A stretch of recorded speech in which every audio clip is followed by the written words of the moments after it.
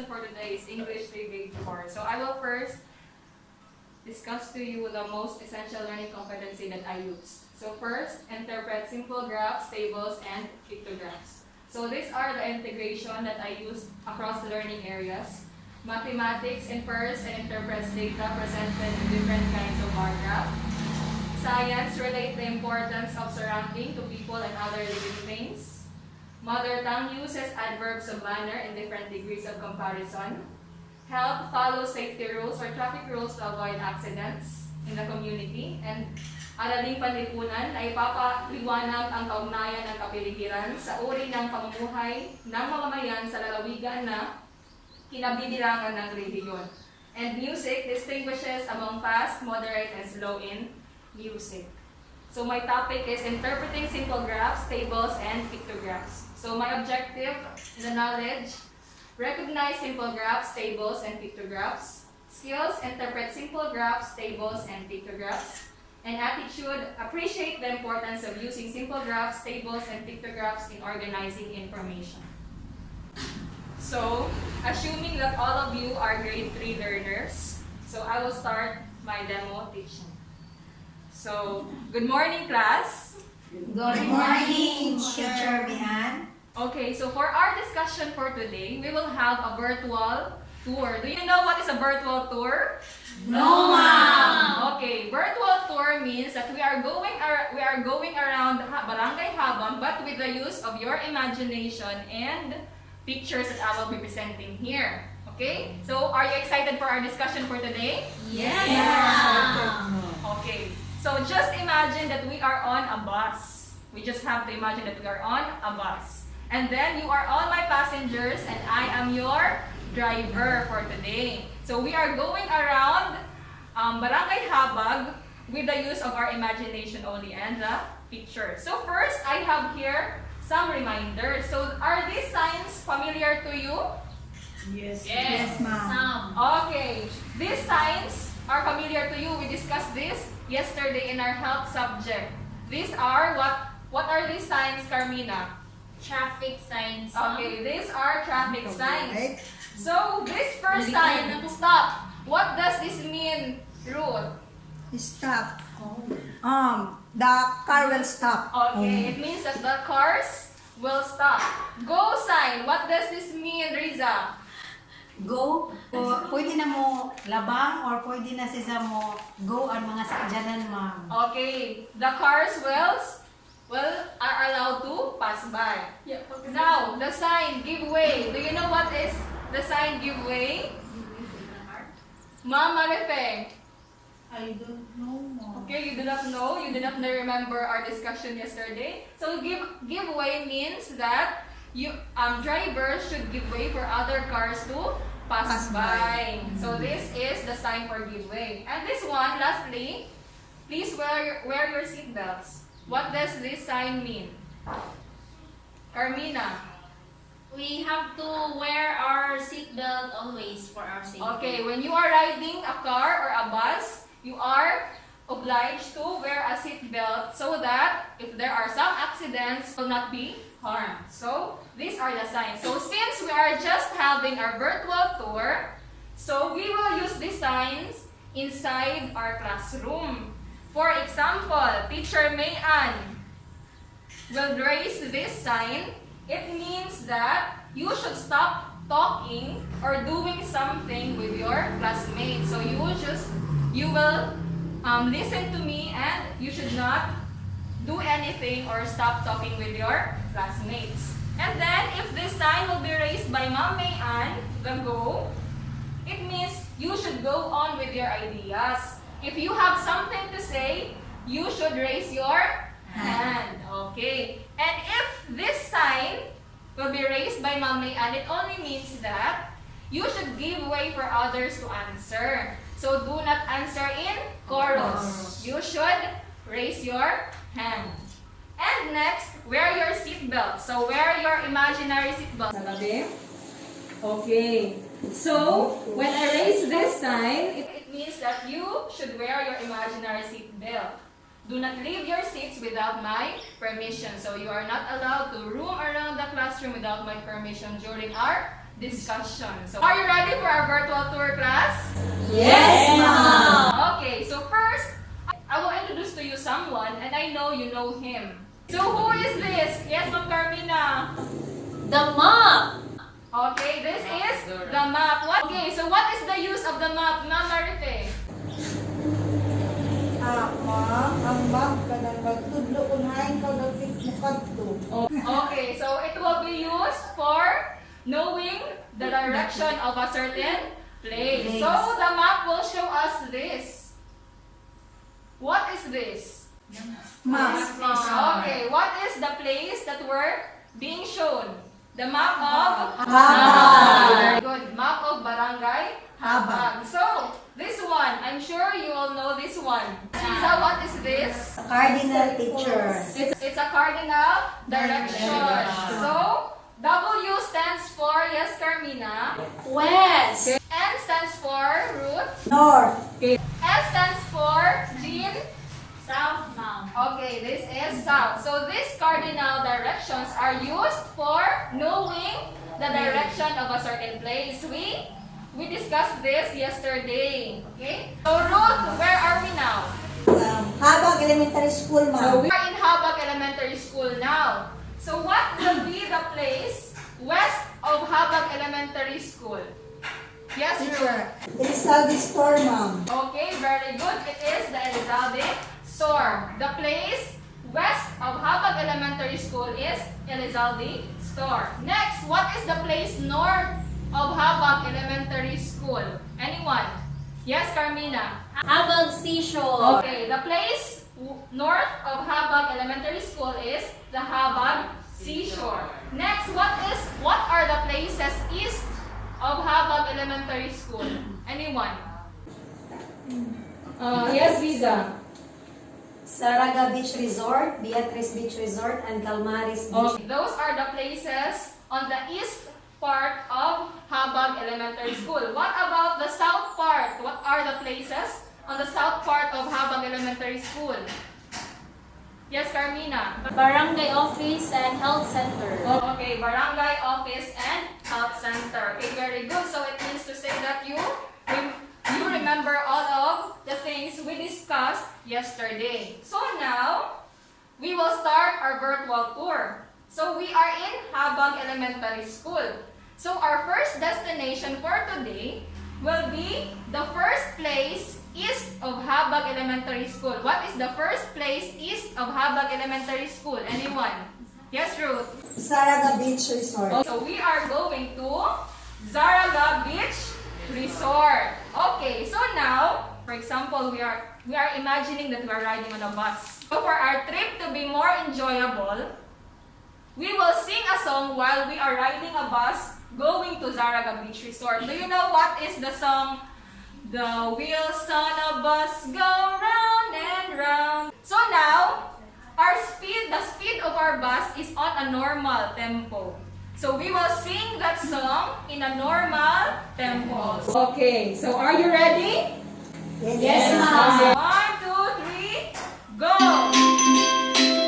And round, round, and round. Round and round, the wheels on the bus go round and round all the time. Okay, beep, beep. So, welcome to Zaraga Beach Resort. So, who among you here got the chance to go to Zaraga Beach Resort? Anyone? All of you got the chance to go to Zaraga Beach Resort. What are those things that you usually see in Zaraga Beach Resort? Okay, very good, Aiba Sand. What else? Shells. Okay, very good, Gemma. The shells. What else? Coconuts. Coconut trees. What else? Water. Beach. Very good, Gemma. There are boats. Another. The fisherman, I think. Okay, the fisherman. So those are the things that we usually see on Zaraga Beach Resort. So I have here some pictures of the things that we usually see. What are these? Wow. Shells. Okay, these are shells. This one? Okay, starfish. This one? Boats. Oh, okay, those are boats. So can you count how many shells are there in the picture? Anyone? Yes, please. Hey, Ruth. 1, 2, 3, 4, 4, 5, 6, 7, 8. 8? Okay, let us count. 1, 2, 3, 4, 5, 6, 7, 8, 9. So there are 9 shells. Oh, there are 9 shells that are in the picture. Next, what are these? Starfish. How many starfish? Carmina. 1, 2, 3, 4, and 5. So there are 5 starfish. And next, how many boats? Yes, Reza. 1, 2, 3, 4, 5, 6. So there are 6 boats. So from what we have seen, what are the objects that has the most number? Carmina, yes, Carmina. The most number objects in the picture are the shells. Okay, very good. What are the least number of objects here in the picture? Anyone? Marife, least. The least number of objects is the starfish. Okay, very good. The least object were the starfish. Now, comparing the shell and the boat, which is having the most number of objects? Comparing shells and boats. Yes, Carmina. The shells had the most number than the boats. Okay, very good. The shells had the most number of objects than the boats. Very good, Carmina. So these are the things that we usually see in Zaraga Beach Resort. So from what we have seen, what are the most common livelihood in Habag? Do you think? What do you think? Fishing. Just stand up, please. Fishing, ma'am. Okay, the most common livelihood in Habag is fishing. Because of why? Why is it there are so many fishermen in Habag? Yes, Ma'am Gemma? Is you can find near the seashore. Okay, because Habag is near in the seashore. We have so many things that, especially fishes in the barangay of Habag. So, okay, those are the things that we see in Zaraga Beach Resort. So, sad to say, we will go on now to our next destination. So, let us say goodbye to Zaraga Beach Resort. Say bye! Bye! So, now we will go on to our next destination. So, we are again calling the map. Okay. So, now where are we? Yes, Riza, where are we now? We're in Zaraga Beach Resort. Okay, so we are in Zaraga Beach Resort. So now we are going to our next destination. So our next destination will be, again, east of Zaraga Beach Resort. So what is the first place east of Zaraga Beach Resort? Anyone? Yes, Carmina? We are going now to Beatriz Beach Resort. So we are going now to Beatriz Beach Resort. So are you ready? Yes, Yes, ma'am. ma'am. Okay, so now, okay, there is a sign there. Who can read the sign being given there? Anyone? Ruth? Caution, drive slowly. Drive slowly. So what will happen? Mag-drive, maghinay. Okay, we will drive slowly. So as I have said a while ago, if we are driving the fastest, so we will sing the song The Wheels on the Bus on a fastest pace. So here, we should sing the Wheels on the Bus on a slower pace. So are you ready? Okay, so 1, 2, 3, go! Wheels on the bus go round and round, round and round, round and round. The wheels on the bus go round and round all the time. Beep, beep. Welcome to Beatriz Beach Resort. So who among you here got the chance to go to Beatriz Beach Resort? All of us, ma'am. Okay. Here, we are going to meet someone. And I'm sure you know him. So, let us welcome Tara! Who is that? Okay, stand up, Riza. Who is this? It's Tatay Jose. Okay, this is Tatay Jose. What is the job of Tatay Jose? Hala, do you know what is the job of Tatay Jose? Yes. He is a fisherman. Okay, Tatay Jose is a fisherman. Let us see the fishes that he caught for today. So these are the fishes that he caught for today. Wow, there are so many fishes that Tatay Jose caught. Oh, yes. Do you know what are those fishes? Bullies. Okay, Ruth. Bullies teacher. Bullies. What else? Hindi ako kailangan teacher isa. Okay, so that you will know what are those fishes, because we cannot see directly because they are in a bucket. Teacher Mayan will use a pictograph for you to know what are those fishes that Tatay Jose caught. So, are you familiar with pictograph? Yes. Yes, Iva? Yes. Okay, yes, you are familiar with this because we discussed this in your mathematics subject. So, for you to know the fishes that Tatay Jose caught, we will use this graph, which is a pictograph. Okay, first, what is the title of the pictograph? Anyone? Yes? Marfe. The title is Fishes Caught by Tatay Jose. So, the title of the pictograph is Fishes Caught by Tatay Jose. So, what are those kinds of fishes that Tatay Jose caught? Anyone? Yes, Ma'am Jima. Kinds of fishes are bullies, lamong, bianak, bariles, and kikilo. Okay, the fishes that Tatay Jose caught are bullies, lamog, bianak, barilis, and kikilo. Are you familiar with these fishes? Yes, ma'am. Okay, so what does the legend tell us? Anyone? Yes, Riza.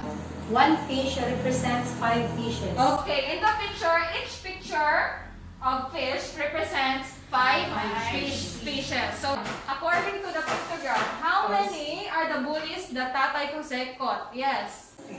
10 fish teacher. Okay, 10 fishes. 10 bullies are caught by Tatay Jose. Next, langog. How many langog were caught by Tatay Jose? Yes, Carmina. There are 10 fishes also, ma'am. Okay, there are 10 fishes also. Bianak. How many bianak are being caught by Tatay Jose? Tatay Jose caught 20. Okay, very good. 20. So that it will not be hard for you to count which fish, you should skip count by 5. Okay, skip count by 5. Let us try. 5, 10, 15, 20. So how many bianak are there? 20. Okay, there are 20 bianaks that were caught by Tatay Jose. Next is barilis. How many barilis are there? Yes, Marife?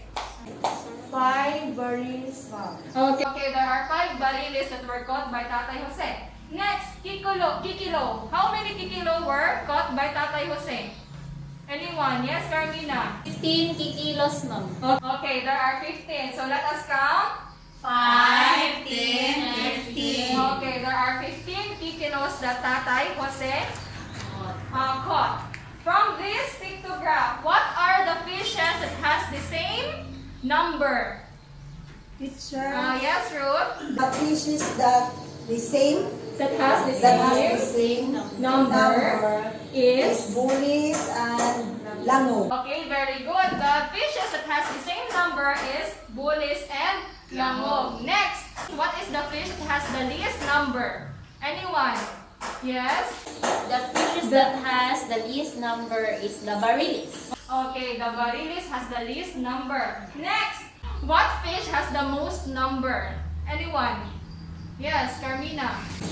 The fishes that has the most number is the bianak.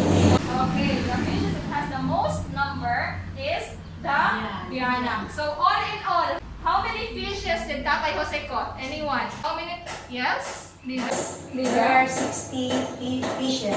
Okay, there are 60. So let us check if there are 60 fishes that Tatay Jose caught. Skip count by 5. 5, 10, 15, 20, 25, 30, 35, 40, 45, 50, 55, 60. Okay, so there are 60 fishes that Tatay Jose caught. So interpreting pictograph hard for you, class? No, ma'am. No, ma'am. Okay, there are some other kinds of graphs that we can use in organizing information. So this is the pictograph that we use in Tatay Jose's fishes. Next, we will use here a bar graph. So this is the bar graph interpreting the fishes that Tatay Jose caught. So in bar graph, what are those two axes that we use? Anyone? Yes? Ruth? We use, ano pa? The X and Y. Okay, X and Y Axis. So in X axis, what are those given in the X axis? Anyone? The number of fishes. Yes? The number of fishes, ma'am. Okay, very good. I got the number of fishes. In the Y axis, what are those in the Y axis? Anyone? Yes, Ruth. Kind of fishes, ma'am. Oh, those are the kinds of fishes. So, they are just the same, but they are organized in a different manner. This one is in a pictograph form, this one is in a bar graph form, and this one is in a table form. So for you, in those three kinds of organizing information, what is the easiest? So for you, Carmina, For me, ma'am, the easiest is the table because I don't know how to draw. Okay, so for Carmina, the easiest is the table because she does not know how to draw. Okay, very good. Carmina, it's okay if you just want to use the table. Next, Marife, which for you is the most easiest? For me, the most easiest, ma'am, is the pictograph. Favorite ko mag-drawing mo. Okay, so for Marife, she wants pictograph because she wants to draw. Very good. Okay, next, Reza, what for you is the easiest? The bar graph. Okay, the bar graph. Why is it the bar graph? Teacher. Kay kuan teacher. Kailangan ko mag-color. Sa Jun ra pagtanaw sa nakahamok. Riza wants to color something. And then, Ruth?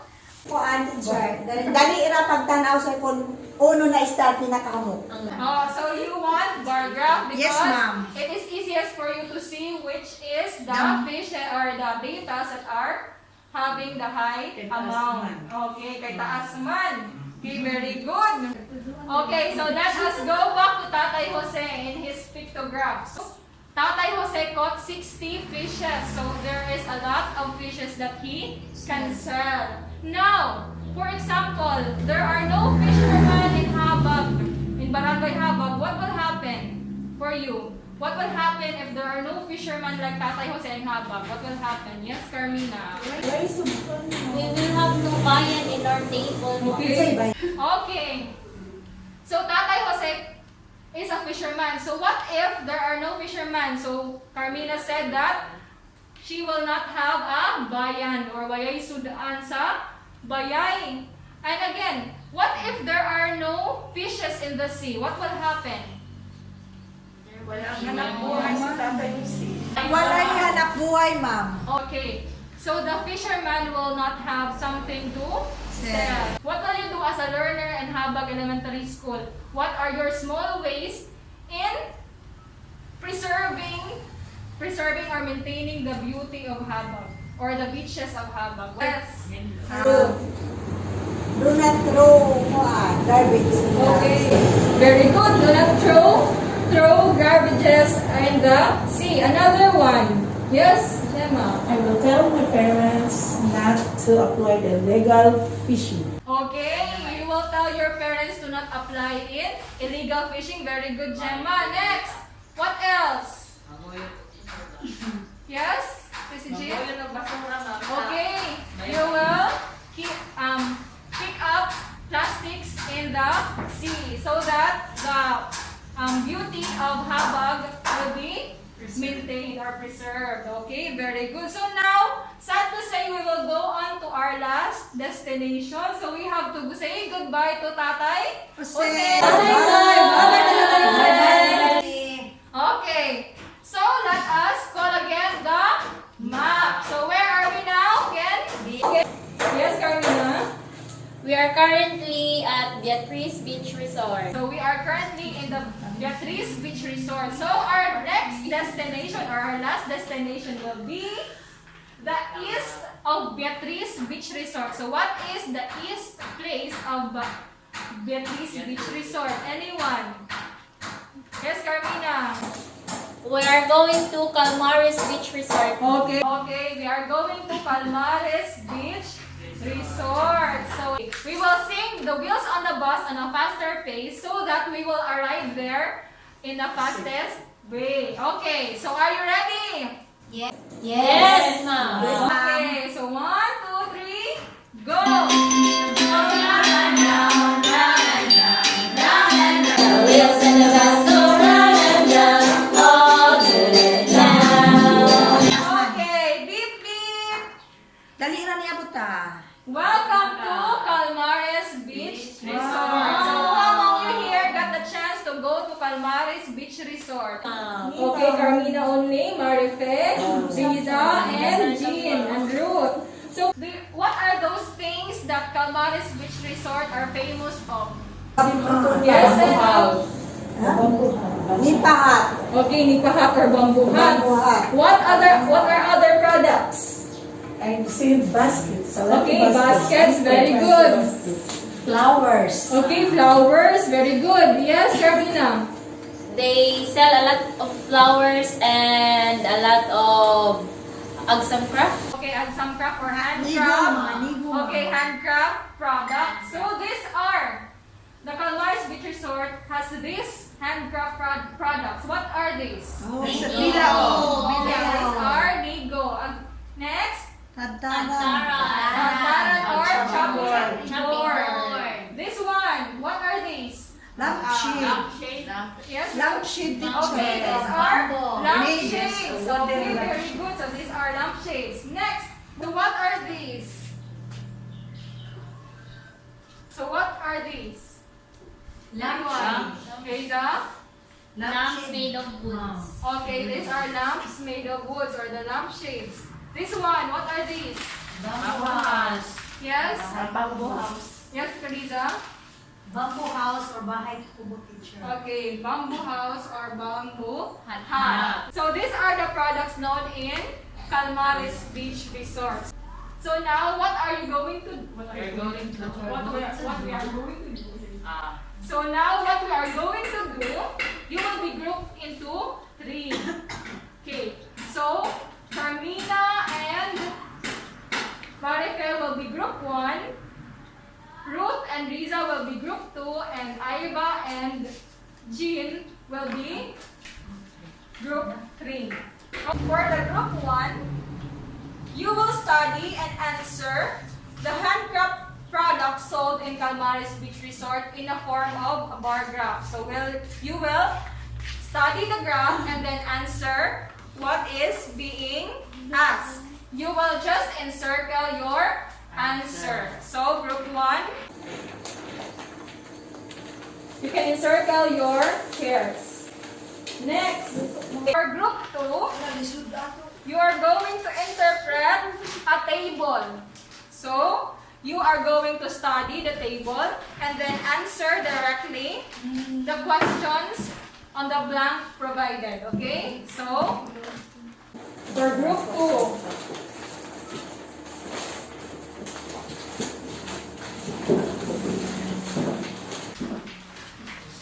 so for the group 3, Jean and Iva, you are going to interpret a pictograph of the handcrafts and handcraft products sold in Calmares Beach Resort. So this is the pictograph, and then you will answer the question on the blank provided. Okay. So now I will only give you 5 minutes to answer that one. And if you have any questions, please raise your hand and ask me.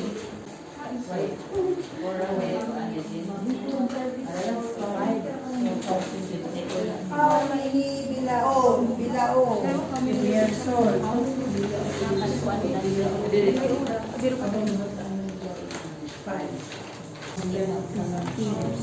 Sunod. Ano? Very much. The most is the tatlong.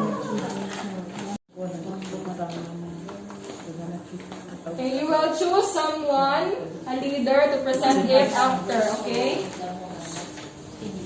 What service? Lisa, mag-answer.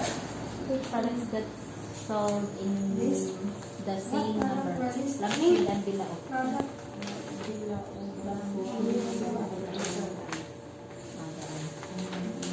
How many baskets were sold How many than baskets? the bilao? Ikaw mag-answer. How many baskets? Lisa. How many baskets were What sold? are the person the phone? Pinakahamok ko, no? Five. Five, no? We're done, Mom. We're done now. Okay, very good for group 1 and group. So the first one that will be presenting will be the group 1, Carmina and You're the Maribel. Okay, clap your hands. We are assigned to study the bar graph and then encircle the correct answer. So the title of the bar graph is Handcraft Products Sold in Calmares Beach Resort. For the x-axis, we have the number of handcraft products. Number 5, 10, 15, 20, and 25. For the y-axis, we have handcraft products, chopping board, lampshade, bilao, basket, and bamboo hat. So for number 1, how many wooden chopping boards were sold? So we have 20 chopping boards. Number 2, how many bamboo hats were sold? Bamboo hat with letter A. Number 5. We have 5 bamboo hats. For number 3, how many bilao were sold? There were 10 bilao sold. Then for number 4, how many baskets were sold? So they sold 15 baskets. For number 10, how many products were sold in all? So we counted it. So we reached with 60. So let's try to check if we are correct. 5, 10, 15, 20, 25, 30, 35, 40, 45, 50, 55, 60. Okay. That's all for group 1. So let us clap our hands to group 1. Okay, wait. Ayaw ko sa.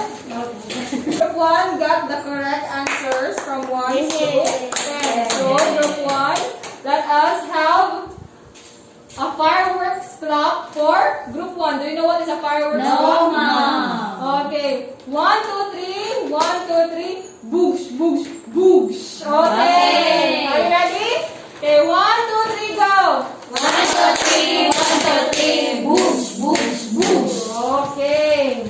Next is the group 2. Reza and group. Okay, for group 2. So, we're assigned to study the table and answer the following questions. So, the handcraft products sold in Calmares Beach Resort. Okay, so the products are is wooden chopping board, wooden lampshade, bilao, basket, bamboo hat. So the wooden chopping board, number of products 20, then the wooden lampshade 10, bilao 10, basket 15, and bamboo hat 5.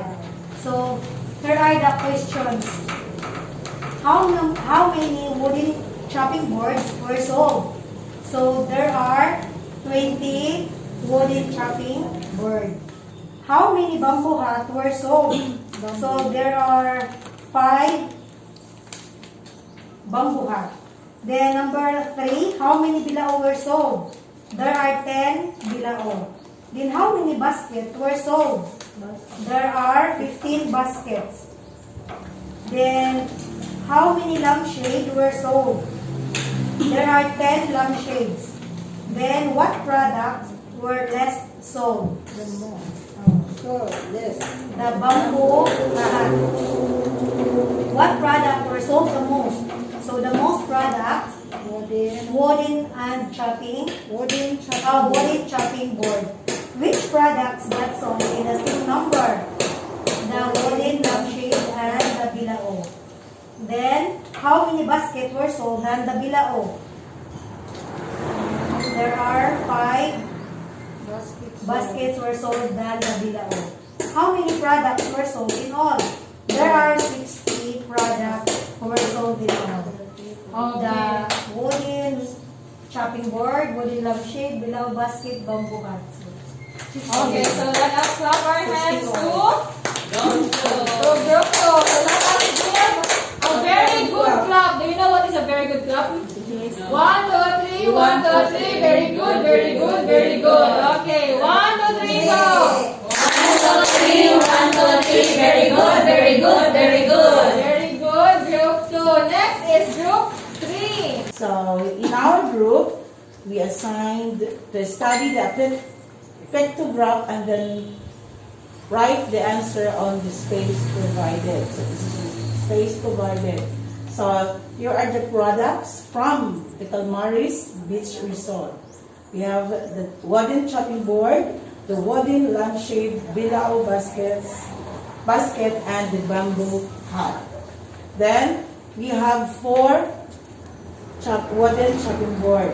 The number of products, then we have 2 wooden lampshades, bilao 2, baskets 3, the bamboo hat 1. But there is a legend stated here that each photo represents 5 products. So first question, how many wooden chopping boards were sold? Answer, Ma'am Jean. There are 20 chopping boards. Question number 2, how many bamboo hats were sold? There are Ma'am Jean. 5 bamboo hats. How many bilao were sold? There are 10 bilao that's all. How many baskets were sold, Ma'am Jean? 15 baskets. How about the lampshade, Ma'am Jean? There are 10 baskets. What products were less sold, Ma'am Jean? The bamboo hat. What products were sold the most, The Ma'am? chopping board. How about which product got sold in the same number? Lampshade and the bilao. So if you are going to compare the baskets and the bilao, how many baskets were sold than the bilao? There are 5 baskets were sold than the Then bilao. how many products were sold in all, Ma'am Jean? There are 60. Okay, very good. Okay, thank you, group 3. So all of the answers of group 3 are correct. So we will give group 3 a nice clap. So 1, 2, 3, 1, 2, 3. Nice, nice, nice, nice, nice. Okay, everyone, go. 1, 2, 3, 1, 2, 3. Nice, nice, nice, and nice. Okay, very good. Group 3. So now, so we are done with our group activity. So now we will go back. We will say goodbye to Calmaris Beach Resort. Again, we will sing the wheels on a bus on a faster pace so that we will arrive on a fastest pace to Habag Elementary School. So, 1, 2, 3, The go! wheels of the bus go round and round, round and round, round and round. The wheels in the bus go round and round, all through the town. Okay, beep beep. We arrive now in Habag Elementary School. Did you find the activity difficult? No. Okay, so we are now back to Habag Elementary School. So did you enjoy our trip for today, class? Yes, ma'am. Okay, so in our group activity, what did you find the most difficult? Do you find anything that is difficult? No. Ma'am. So do you have any questions? No. What do you think is the use of graphs in our daily lives? Yes, Carmina. It helps us organize our information, ma'am. Okay, it helps us organize information just like what we did in our pictograph in Tatay Jose's fishes or in the products that were sold in Calmaris Beach Resort. So it helps us to organize information. So for example, Ruth will buy something on the store. So for her to know what are those things that she bought, then she will list it down and then put how many are those each. Diba? Those are the use of graphs in our daily lives. So now please get your ball pens and you will answer this one. Please get one and pass. This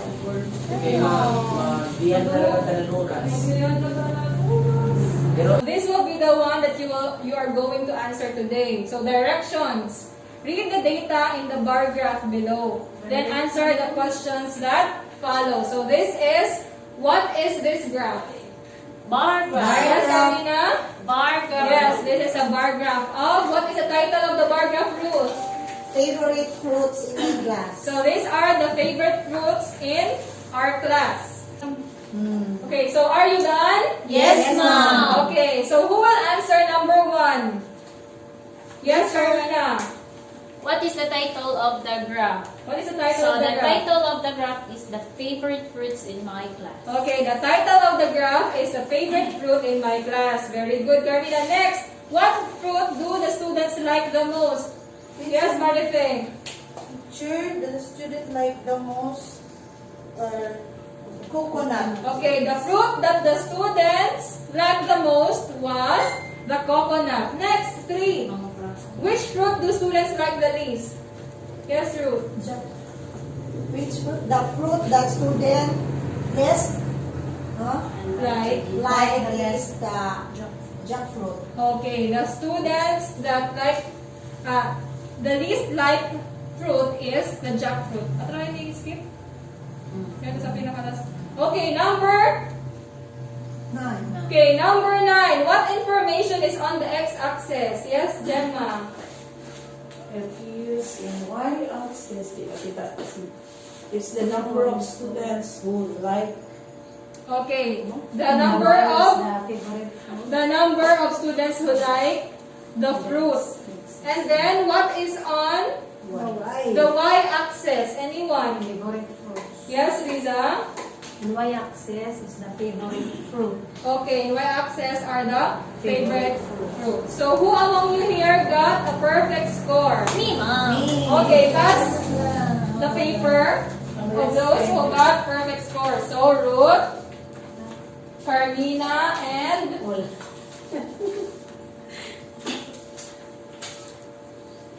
Carmina, Riza, and Marife, and Gemma.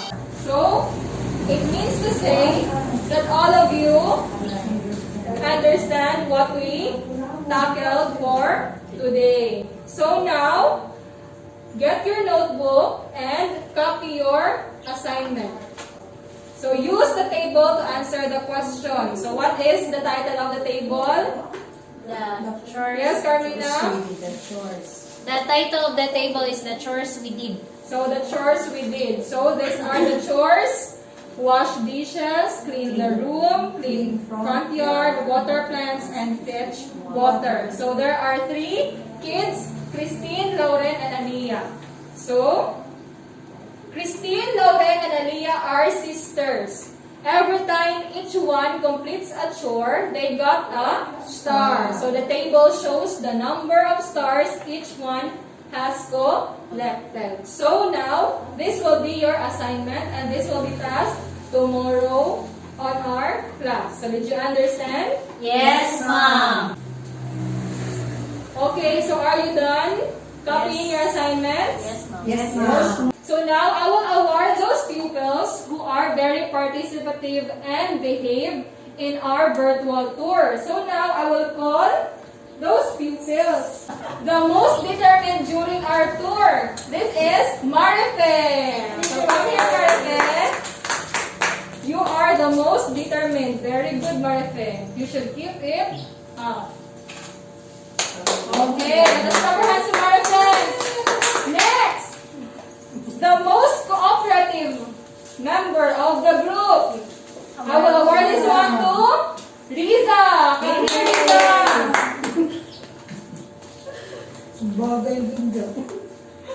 Very good, Riza.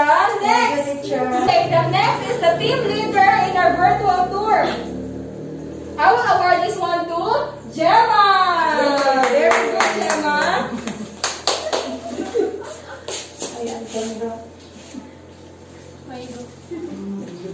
Thank you, Mom. Okay, let us clap our hands to Gemma.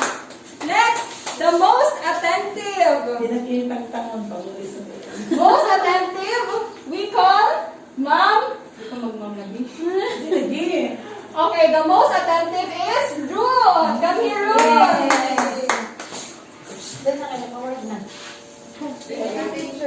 Okay, let us clap our hands to Ruth.